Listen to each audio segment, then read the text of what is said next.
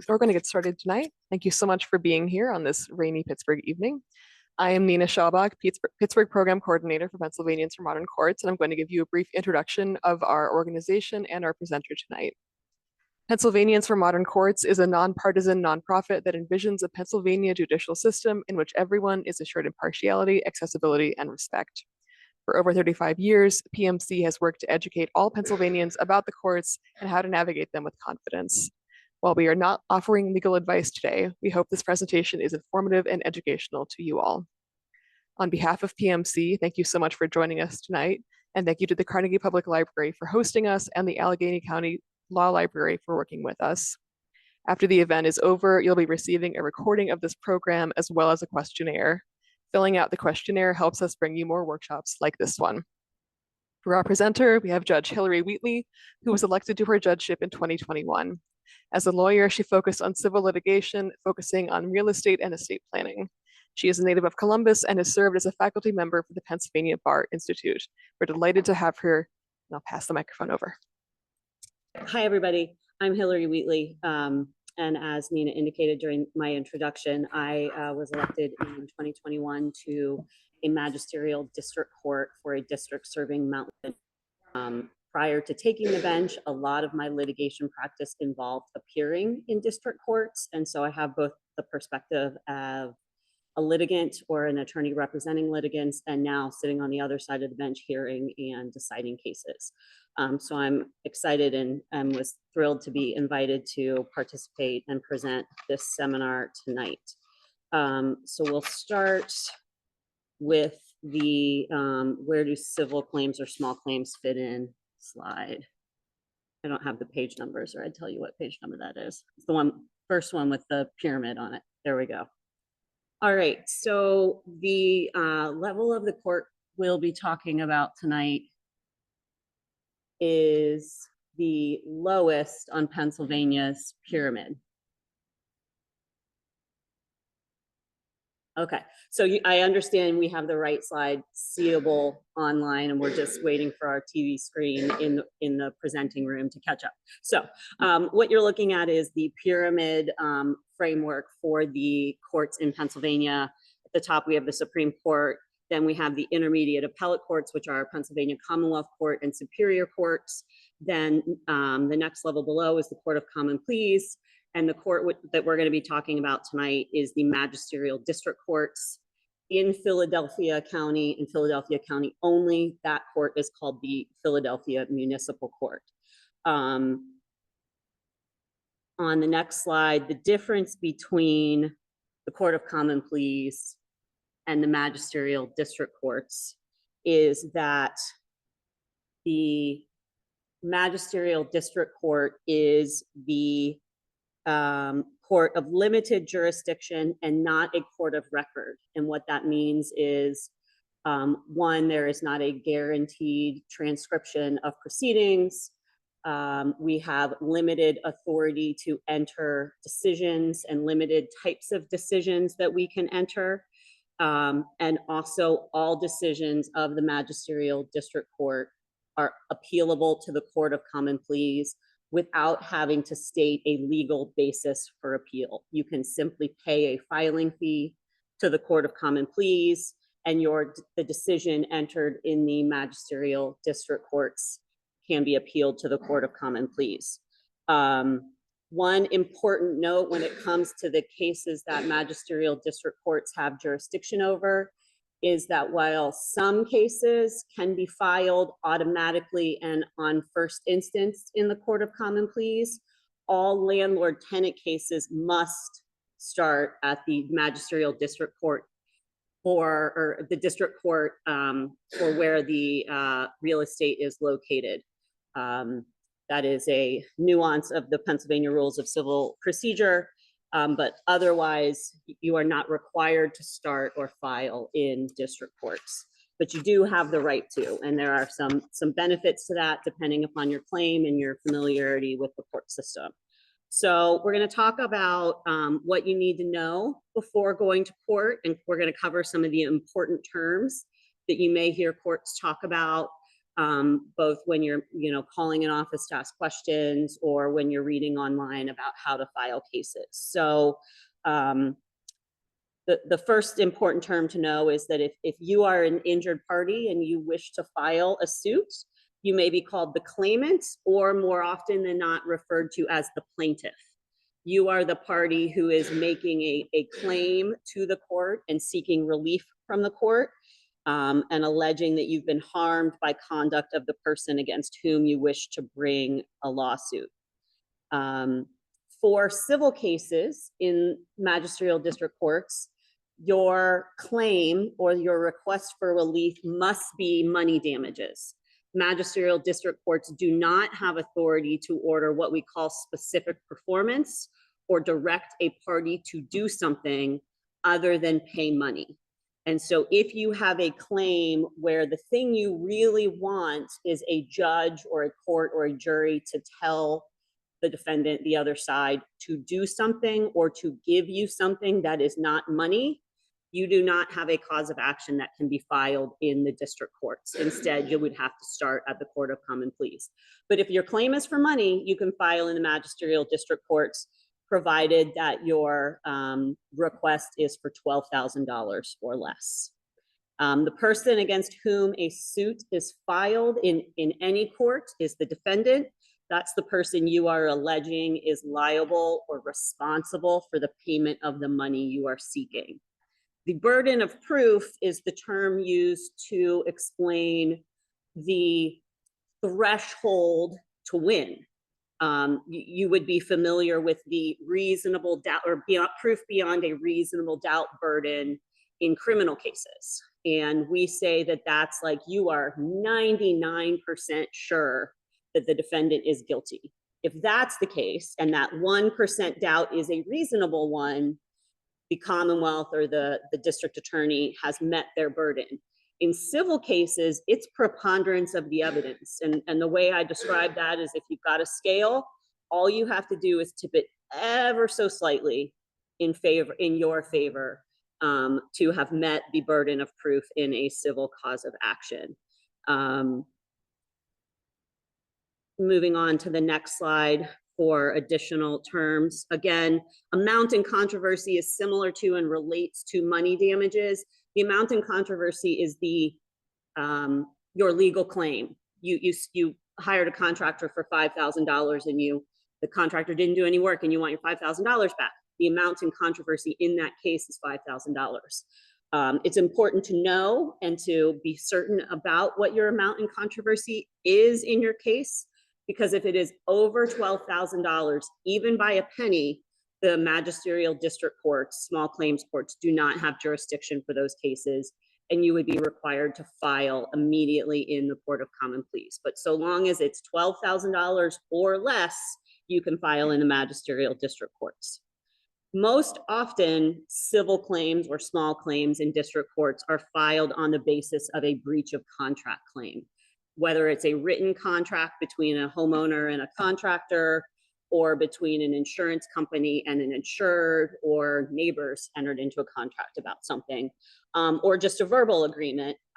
So long as the terms are agreed to, that is generally the basis for civil causes of action, but not always. Sometimes instead, the cause of action or the claim may be related to negligence. If there's been an automobile accident where the claimant or plaintiff alleges that the defendant driver was negligent in the operation of their vehicle, and that negligence caused the plaintiff claimant to incur money, whether that's lost wages, out-of-pocket expenses for a rental car, out-of-pocket expenses for a deductible or for repair of their vehicle, that would be a cause of action based on negligence.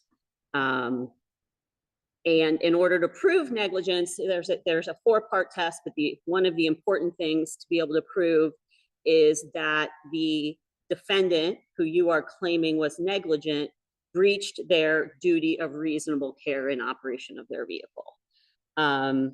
You may hear, and very often it's kind of thrown about on TV, the term contempt of court. And that really is used by judges often to try to bring decorum or order back into the courtroom with a threat or a warning to a party who is disrupting the proceedings, that if they don't cease their disruptive conduct, they may be held in contempt of court. Contempt of court, and the consequences for that can be anywhere from a monetary fine to being taken into custody and held in jail or in the judge's kind of cell that they have in their courtrooms for a period of time as compensation to the court for the disruptive behavior. So why would you file in small claims? You would file in small claims or magisterial district courts if you believe somebody's conduct, somebody's behavior, somebody's choices caused you to lose money. And you want to appear without a lawyer, you want the case to be heard relatively quickly, you want to stay local in your community if you can, rather than having to go downtown to the big courthouse and deal with the complexities of navigating the Court of Common Pleas process. But again, you can only go to small claims court if your amount in controversy or the amount you're suing for is $12,000 or less. And in order to determine where, and in particular, which magisterial district court to sue in, you need to be certain about where the incident occurred and or where the person you're suing lives or where their principal place of business is. Because as we'll get to in a later slide, service of the defendant and jurisdiction of the court in which you have filed are important prerequisites to the judge being able to hear and decide your case. And there are a couple of caveats to, so long as you've met the amount in controversy requirement and you're filing in the right district, there are certain people you generally cannot sue in the district court. And absent some very narrow exceptions to the sovereign immunity rules, you cannot sue an entity or a division of the government in magisterial district courts because of complicated immunity rules. So if you have an allegation that your municipality has violated a statute or committed discrimination of some sort, or is, there's a basis to allege a negligence or breach of contract or some other misconduct by the municipality itself, those cases generally, absent very rare circumstances, cannot be filed in district courts. Another important consideration when filing in district courts is statutes of limitation. And big picture, what that means is there is a time period within which any case can be filed in any court, and that is called the statute of limitations. You may have heard, again, on TV, watching, Law and Order or some other, Suits or whatever, some other legal drama show, the discussion about how there is no statute of limitations for bringing a murder charge against somebody. That's about the only non-existent statute of limitations that exist. Otherwise, all states in America and the federal government have established statutes of limitations, both for the charging of crimes and the filing of private lawsuits. Relevant to magisterial district courts, we have a 4-year statute of limitations to govern causes of action dealing with contracts, and we have a 2-year statute of limitations for causes of action dealing with negligence. If you have filed beyond the statute of limitations, and this really goes for a lot of things with respect to filing, if you file beyond the statute of limitations, you may not know that and may not learn that your case is going to be dismissed until you get to the hearing on your case. And again, you may not know that you filed in the wrong district or that you served the wrong person until you get to the hearing in the case. And that is because 2 things. Clerks who intake the paperwork that you file at the window or via mail, it is not their job to make legal determinations about whether you're suing the right party, whether you've met the statute of limitations, whether you're properly serving the right party in the right jurisdiction. That is the judge's decision. And the judge in these cases cannot and does not make a determination on any legal matter until the case is scheduled for a hearing and either the parties appear or one or does not, and the judge has to enter a disposition.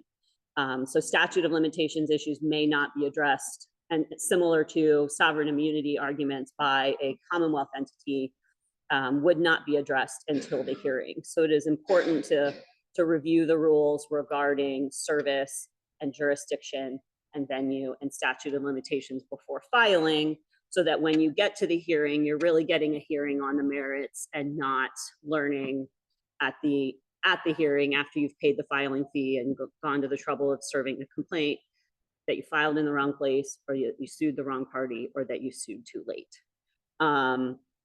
There are some instances that are more complicated than tonight's time period will allow, when a statute of limitations, the running of the clock, so to speak, may be paused for a brief period. But big picture, what a statute of limitations, how it is calculated is, let's say you are the victim of a car accident today, and today is Wednesday, November 20th, 2024.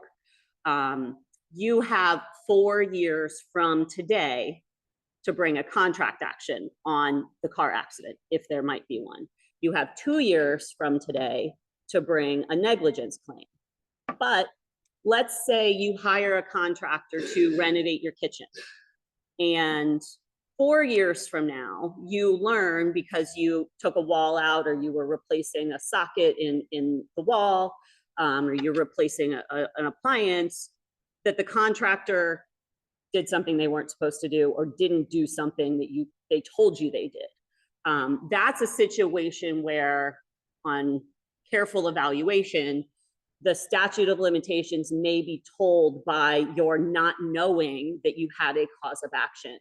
And again, that is something that would be analyzed during a hearing on the case. If, say, for example, the contractor finished the work yesterday. So let's say, in this hypothetical I'm coming up with on the fly, that your contractor finished work on November 19th, 2024. And it's, December 20th, 2028, when you learn that the contractor did something improperly, and you want to sue. Technically, looking at the calendar itself and nothing else, you might be beyond the statute of limitations on a breach of contract claim, and definitely beyond the statute of limitations on a negligence claim. But you may file, let's say, in December of 2028, or let's say you wait until December of 2030, or December of 2031, or even early December of 2032. There are circumstances under which that first 4-year period, when you had no reason to know of your cause of action, that time period may be told and not counted for the purposes of calculating statute of limitations. It's a somewhat complicated legal analysis to do, but it would be done at the hearing. If you need to sue a business or a corporation, there are a whole lot of issues to analyze when doing so. The first is to make sure you're suing the right entity, that entity can be served in the district where you're filing, and that they're the right party. So let's say you hire, Bucco's Roofing to do a roof replacement, and their contract says Bucco's Roofing, but in the fine print it says, doing business as some other entity. Like, the corporate formalities, while it seems like just that, formalities, they're important in terms of which party is the legally responsible party. Or let's say you hire John Doe and you think you're working with John Doe, but John Doe is really the owner of a corporate or a limited liability company, and all of your paperwork is with the limited liability company and not John Doe. And you want to sue because of work that John Doe did.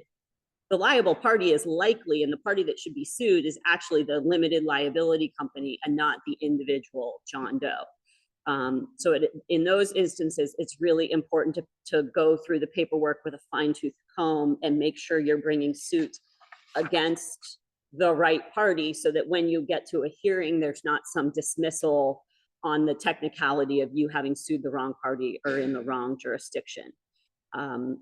after you have filed, many district courts will offer mediation or provide information regarding organizations that will help parties mediate their disputes in lieu of their dispute or the claim being heard by a judge during a hearing. Mediation at the magisterial district court level is not mandatory. It is not paid for by the district court. Whether or not companies will provide mediation for free to the parties and what the terms of the mediation are between the parties who have agreed to mediation and the company doing the mediation. And some district courts, depending upon the cause of action, may send information with the hearing notices to the parties that mediation is available and provide details on how to schedule mediation. If a case is resolved as a result of mediation, it is imperative upon the parties who have participated in the mediation to notify the district court of the decision or the agreement between the parties for mediation, so that the court knows how to dispose of or close out the case, so that there isn't just an open case sitting and waiting for a hearing or a result in the district court. So step by step, here's what you do if you think you need to file or you believe you have a cause of action and you want to start at the district court level. You want to, obviously gather your facts and kind of organize a timeline in your head. You want to find all of the paperwork related to the claim. You want to find pictures and other evidence. Maybe you had a text message exchange or an email exchange with the person that you want to sue.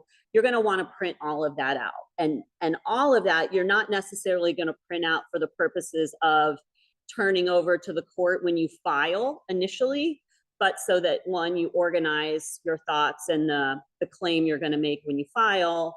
But two, you're going to need to bring that to your hearing. So it's a good idea to gather that all when you file, so you know what you're looking for. If for example, there's an email between you and the defendant that you want to sue, but you can't find it. You've got some time to go looking for it. And then you need to decide whether you're suing on a contract or whether this is a negligence claim. And do a little research. Frankly, Google's really great these days to give you basic answers about what you need to prove a breach of contract case, what you need to prove to win a negligence claim. There are a whole lot of law firms who provide really great services and online articles about doing this yourself without a lawyer. Really, the magisterial district courts in large part are designed to enable parties to bring these kinds of cases without hiring a lawyer, because the expense of hiring a lawyer for a $12,000 case might really be cost prohibitive to the average person who has been harmed, who may be entitled to an award of money. But if they hire a lawyer, the legal fees are going to eat up whatever a substantial portion of, or maybe all of, the loss that they've incurred. So while you're not required to have a lawyer in the magisterial district courts, it's a good idea to try and at least get a general basic understanding of the laws on which you're bringing your claim, so that you can competently present your case to court. You need to, again, like we talked about earlier, figure out who the appropriate party is to sue. Is that a person? Is that a legal limited liability company? Is it a corporation? Is it the driver of the vehicle that hit you? Is it the insured or the insurance company of the driver of the vehicle that hit you? Is it the owner of the company's vehicle that hit you? Is it the driver of the vehicle? Those are all important considerations when filing, because if you mess up and you sue the wrong party and then the statute of limitations runs, suing the wrong person is not one of the circumstances under which the statute of limitations may have been told. And you need to figure out what your damages are, what your cause of your claim for relief is. If it's, like I said, anything other than money, you do not have a claim you can file in district courts. When you're gathering your documents, things you want to look for, if it's a contract case, you want to find the contract. It would be great if you could find a copy of the contract that is signed by both sides. But if you can only find the email that you sent to the contractor or the company with whom you're entering into the contract with that has your signature on it, and you're pretty certain that no terms were changed, and that's the best you can find. Is better than nothing. If there were invoices or change orders, or you have proof of payment, like a canceled check or a Venmo transaction, or a receipt because you paid cash and somebody gave you a carbon copy piece of paper that says receipt $10,000 paid on X date. All of those are important documents that you would want to find for a contract action. For negligence cases, you're not going to have a contract, right? Negligence is more like somebody hit me. I was driving and somebody turned right on red and they collided into my car. So if you had communications with the driver or the insurance company for the driver, or you have a police report, or you have statements from witnesses, that's the sort of evidence you're going to want to have in a negligence case, and pictures, both pictures for contract actions and for negligence actions. And one thing I want to point out here and really highlight is that documents on your phone are not evidence. Judges cannot and should not be looking at pictures or text messages or copies of contracts that you are trying to show them on your phone screen. Evidence is printed out on a piece of paper that can be handed to the judge, that can be shown to the other side. As silly as it is, and in this day and age when we are very much trying to be a paperless society, the courts just are not. So that's something important to consider, and is something that frankly is a huge pet peeve of mine as a judge. When parties try to show me pictures on their phone, or they say, well, I have the contract at home. Having the contract at home is really detrimental to proving the terms of the contract. We can't just take your word for it, especially when the other side either objects or disagrees with your explanation about what the terms of the contract are. So all of that is to say, once you file your cause of action and you're preparing for your hearing, you figure out all the exhibits and all of the evidence that you need. And then what you do is you make 3 copies, and you take 3 copies of your evidence to your hearing. You hand 1 copy to the other side, you hand 1 copy to the judge, and then you have 1 copy for yourself. And there are very often evidentiary hurdles that you may have to get over with certain pieces of evidence. But if you don't have them in hard copy for the judge or the other side to look at, you probably are going to run up against a brick wall in terms of the judge even considering that evidence in support of your cause of action. So once you've gathered all of your evidence, then your next step is to file your cause of action. And the way you do that is by finding the form for the civil complaint on the Pennsylvania Unified Judicial Systems website, or just going to the office of the district court where you want to sue and saying, may I have a blank civil complaint? And either way, there are a whole bunch of boxes and blocks of information that you have to fill out, and a determination of which office to file. The Pennsylvania Unified Judicial System has done really great work in recent years in providing a map on their website that, like, for example, if you are uncertain of which district court has jurisdiction over the particular intersection where you were in an accident, or you're not sure what district the office of the corporation you need to sue is located in, you can use the mapping tool on the Unified Judicial Systems website to figure out specifically and to a pinpoint address which district court or which judge's office has jurisdiction over your cause of action. Once you do that, you go to the office or you mail to the office your complaint with your filing fee, and that's how a case gets filed.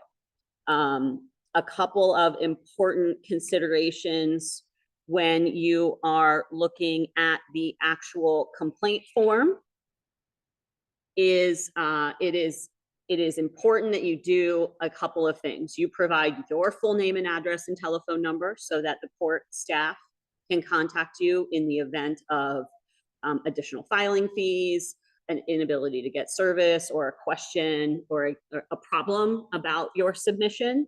And you must provide a full name and address for the defendant that you're suing, whether that's a company or a person. And the address needs to be an address where the defendant can be served. So that means in 99.9% of the cases, it's not going to be a PO box. And it also needs to be within the district, within the jurisdictional boundaries of the judge's court that you have filed suit in. So for example, my district is Mount Lebanon and Dormont. And if somebody walks in and they are trying to submit a civil claim against a business or a person who lives in Upper St. Clair, the next step is for my staff to read the body of the complaint to see whether the incident that the claim is being filed about happened in Mount Lebanon or Dormont. And let's say, for example, the plaintiff doesn't even live in Mount Lebanon or Dormont. That would raise a red flag to my staff. Okay, we've got to look at the body of this complaint to determine whether or not this is even the right office. Because the incident either needs to have happened in the district, the plaintiff needs to live in the district, or the defendant needs to be able to be served in the district. And without a good address, we can't determine whether or not the defendant can be served in the district or whether they can be served at all. And again, like I said, phone numbers for both the plaintiff and the defendant, if you have a phone number for the defendant, are really helpful. Because if we can't reach you to tell you that the case has been continued, you're going to show up and then you're going to find out at the window after driving around and looking for parking that your case was continued. So once you've filed your complaint and the office has accepted the filing fee for your complaint, let me talk about filing fees real quick. Filing fees are changed, adjusted maybe twice a year, and that is in large part based on service fees and minor fees that are determined by the General Assembly. So the best piece of advice about filing civil cases is, once you know who you're suing, whether it's one person, two people, three people, and what your request for relief is, the best thing to do is to call the office where you want to file your complaint and ask what the filing fee is, and tell them all of that information. Because whether you're suing one person or four people, whether you're serving in person by constable or by certified mail, and whether your claim is for $500 or $11,000 will determine your filing fee. You can also just go to the district court office with a blank check and fill out the check there once they do all of that calculation for you at the window. In civil cases, you have, or plaintiffs have the option of serving their cases either by constable, which is similar to sheriff service in other levels of the court, or by certified mail with the return receipt green card. Using certified mail is less expensive because it's just the cost of postage. The complicated part with certified mail is that people, either by choice or by lack of attention, may refuse to sign for their certified mail, may refuse to go to the post office to pick it up. And then you don't have good service. The case has to be continued or closed because we don't have good service on the defendant. So in those instances, either where, let's say you decide to try certified mail service the first time around because you want to save a little bit of service costs, and the green card comes, or the or the letter to the defendant comes back as unclaimed or rejected or refused, the office would then contact you and say, we were not able to get good service via certified mail. Would you like to try constable service, or do you have a different address for the defendant that we could try certified mail? And then unfortunately, either way, there's going to be an additional filing fee or an additional service fee that you're going to owe to the court, either for additional postage or for the cost of constable service. Constable service is literally a licensed and certified constable getting in their car and driving to the address that you have provided and trying to personally hand a copy of the complaint and the hearing notice to the person you're suing.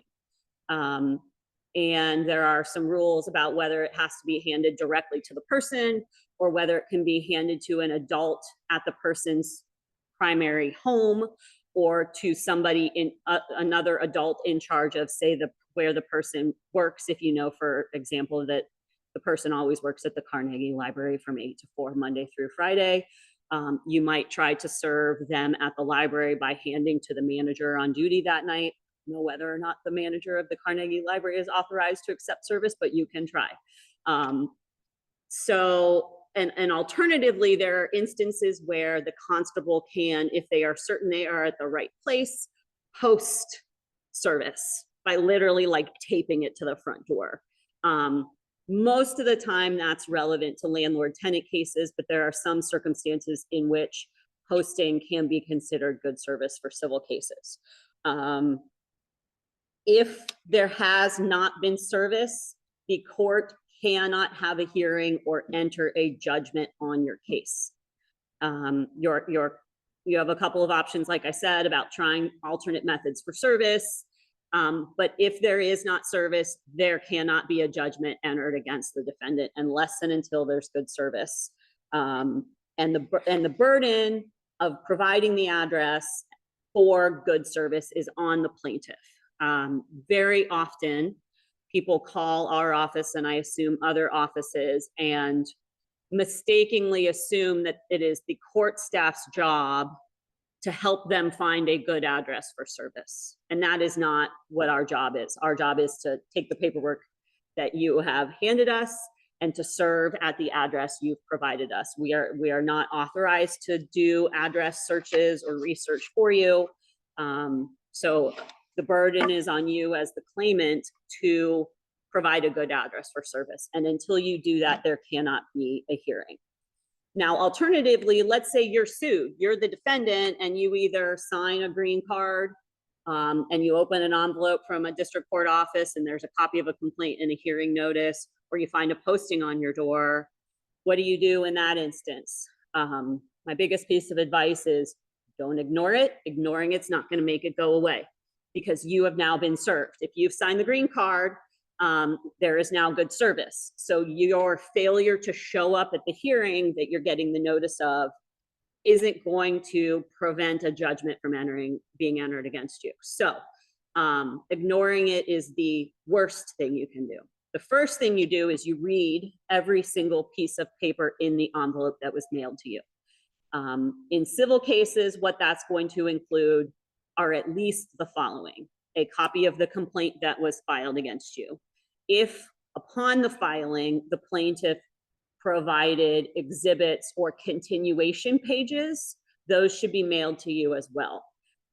You will be given a copy of a hearing notice, and you may also, depending upon the kind of case and the particular practices and procedures of each district court, you may get a letter or a form or some instruction sheet about what you need to do next. In civil cases, if you are the defendant and you intend to appear to defend your case in any way, you must notify the court in advance. If you do not notify the court in advance of your intent to defend the case, and you instead just show up at the date, time, and location on the hearing notice, it is very likely the plaintiff will not be there, because the magisterial district court rules of civil procedure say if a defendant does not provide notice of intent to defend, the plaintiff is entitled to a default judgment, meaning the plaintiff wins without having to show up. So if you are sued and you don't provide the notice of intent to defend in the method that the district court requires, and you show up at your hearing, one of two things is going to happen. A default judgment may be entered against you anyway, or the case will be continued so that the plaintiff can be notified of your appearance and intent to defend and then be present at the continued hearing date. Now, sometimes the plaintiff may show up anyway, even if you didn't provide notice to the court of your intent to defend, because they send lawyers to all the hearings, or they didn't know about this requirement because they are also not represented. In those instances, it's really up to the plaintiff whether or not there's a continuance or the hearing happens that day.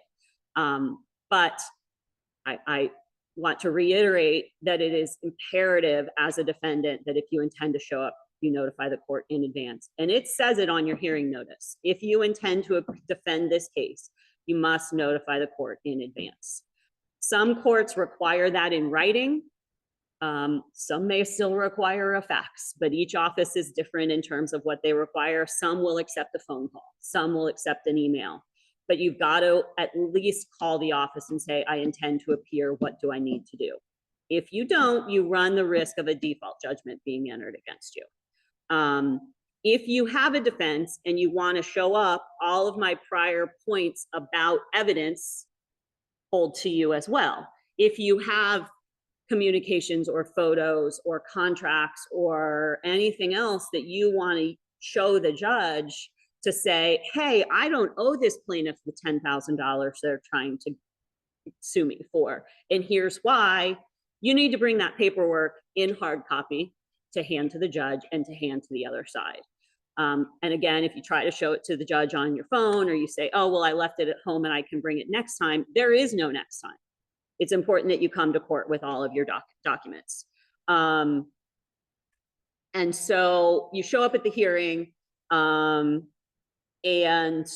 you've, as a defendant, you've given your notice of intent to defend, you've brought your exhibits, the plaintiff is there, they've brought their exhibits, then there's a hearing. It looks very much like you would expect a hearing to look like, how hearings run for civil cases, based on what you may have seen on TV. While magisterial district court rooms are small and informal and not full of fancy, wood paneling and painted ceilings, they are still courtrooms, and the rules of evidence and the rules of procedure still apply.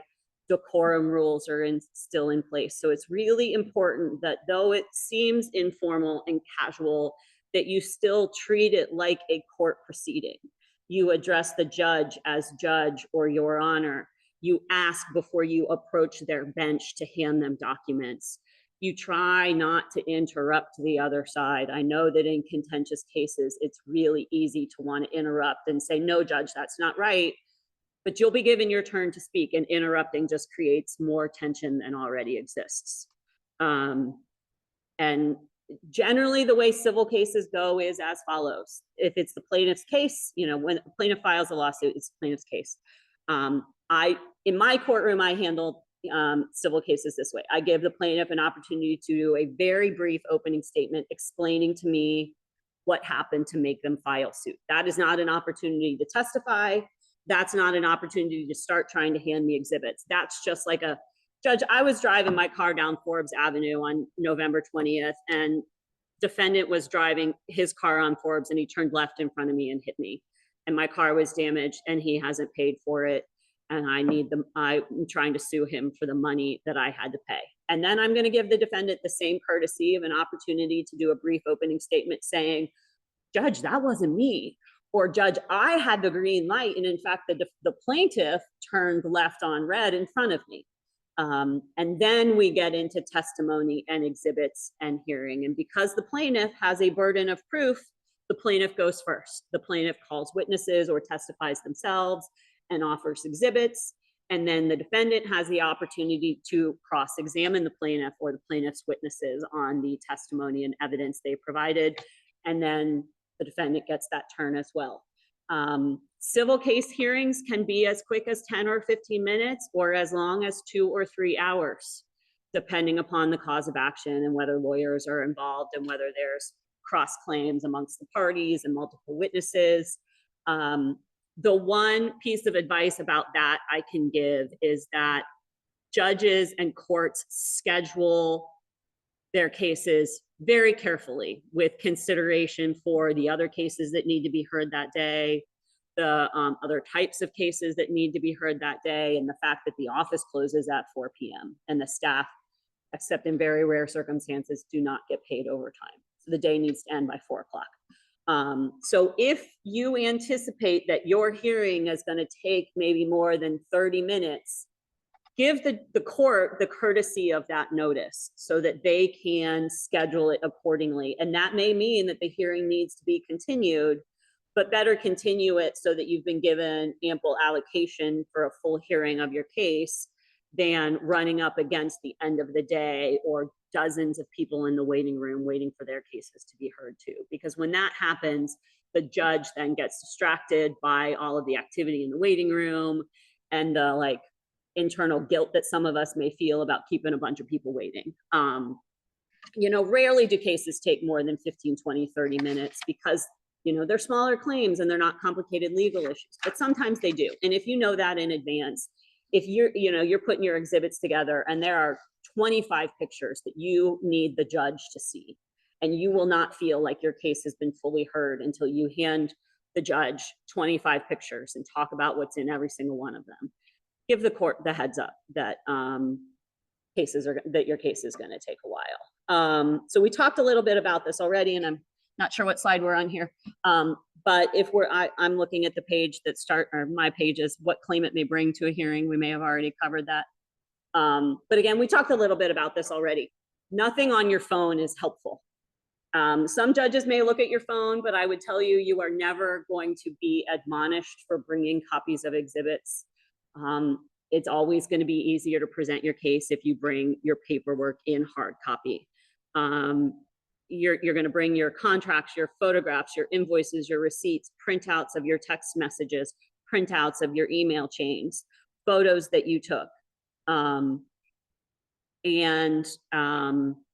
The one thing I will tell you is you're not likely to be able to introduce, or two things you're not likely to be able to introduce are letters from people or reports from people who aren't in the courtroom to testify.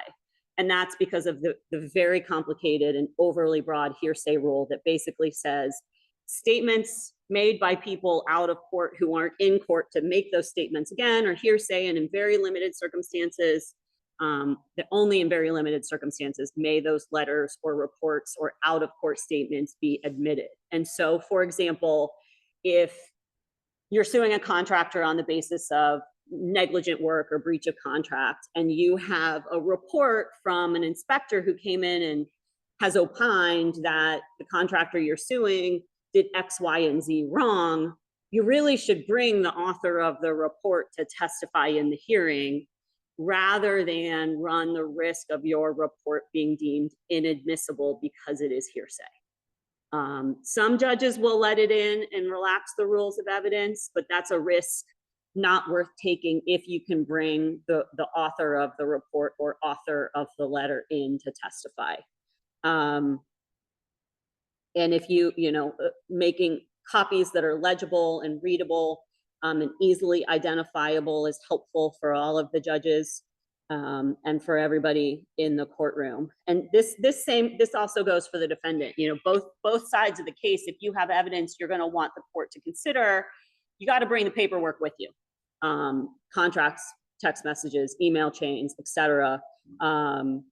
If you've done enough research and are comfortable with some legal research, and you have case law on which you want to rely in either proving your claim or in defending your claim or in defending an argument that case needs to be dismissed on statute of limitations or sovereign immunity grounds, you're going to want to bring the case law and hand it to the judge at the very, that's option number one. That's the best option.